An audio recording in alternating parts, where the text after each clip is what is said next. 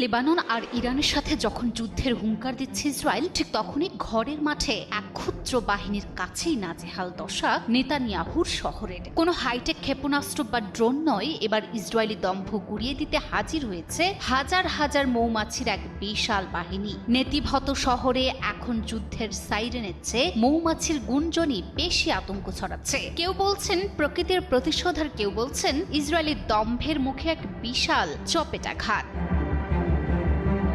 বুধবার নেতিভত শহরের চিত্রটা ছিল দেখার মতো। যে ইসরায়েল অন্য দেশের আকাশ দখল করতে পটু, তাদের নিজেদের আকাশে এখন মৌমাছির দখলে। শপিং সেন্টার থেকে শুরু করে গাড়ি, গাছ সর্বত্রই রাজত্ব করছে এই ক্ষুদে বাহিনী। পরিস্থিতি নিয়ন্ত্রণে আনতে স্থানীয় কর্তৃপক্ষ বাসিন্দাদের ঘরের দরজা জানালা বন্ধ করে ভেতরে থাকার জরুরি নির্দেশ দিয়েছে। সামাজিক যোগাযোগ মাধ্যমে ছড়িয়ে পড়া ভিডিওতে দেখা গেছে মৌমাছির ঘন স্তরে আকাশ অন্ধকার হয়ে আছে।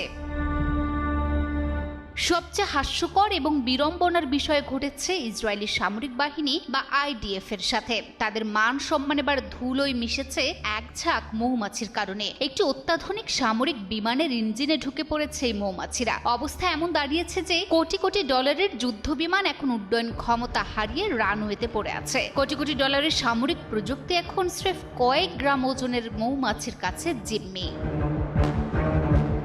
সামাজিক যোগাযোগ মাধ্যমে এই ঘটনা নিয়ে বইছে হাসির রোল। নেটিজেনদের অনেকেই বিদ্রুপ করে বলছেন এটি বাইবেলে বর্ণিত সেই 10টি প্লেগেরই পুনরাবৃত্তি। যখন মানুষ সীমা লঙ্ঘন করে, তখন প্রকৃতি হয়তো এভাবেই ক্ষুদ্র জীব দিয়ে তাদের দম্ভ চূর্ণ করে।